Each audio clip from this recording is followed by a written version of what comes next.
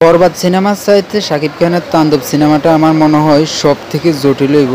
কারণ আমি তার ট্রেলারটা বেশিরভাগ দেখছি, অনেকবার ট্রাই করছি যে ট্রেলারটা কীরকম হতে পারে। আর গাইস, আমি কিন্তু ট্রেলারটা দেখে অনেকটাই বুঝতে পারলাম যে শাকিব খানের বরবাদ সিনেমার চাইতে তাণ্ডব সিনেমাটা সবচাইতে কঠিন আকারে হতে চলছে। তো আমি কিন্তু আশা করি যে তাণ্ডবের ট্রেলারটা দেখে অত্যন্ত কঠিন আকার লাগছে, আবার দুঃখজনকও লাগছে।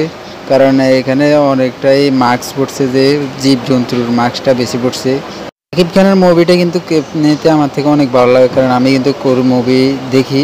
আর মাঝে মাঝে চেষ্টা করি যে হলে যাওয়ার লাগে, কিন্তু আমাদের তো সেই পাশে তো হল নাই, মুভির দেখার মতো সে হলটা নাই, সিনেমা হল নাই।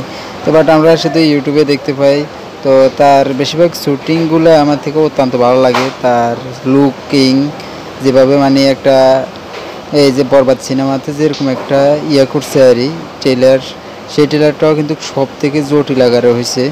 তাণ্ডবে, তারপর তাণ্ডবও কম না, তাণ্ডব আশা করি সেটে জটিল আকার হতে চলছে। তো আমরা কিন্তু সেটাও চেষ্টা করবো যে তাণ্ডব আসুক।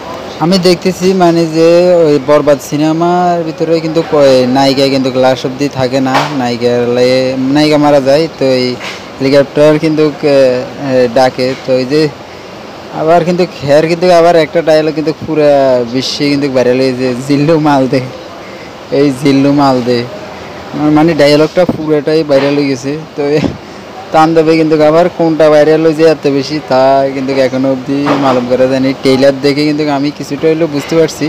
তো আশা করি যে তাণ্ডবে কিন্তু কেমন কিছু আছে যেটা ঘুরতে চলছে। বাট হয়তো বা ঈদের ভিতরে আসবো, তো আমরা কিন্তু সেটা দেখবো। তবে ভাই, আমরা কি আর আগে দেখতে পারবো? সেটা হয়েছে যাই দেখার জন্য হল লাগে, হলে যাইয়া বেশিরভাগ আগে দিয়ে সারে। তো তারপর যাই ইউটিউবে সারে, তো আমরা তো আর দেখতে পারবো না। কারণ তাণ্ডব এমন একটা জিনিস হতে পারে।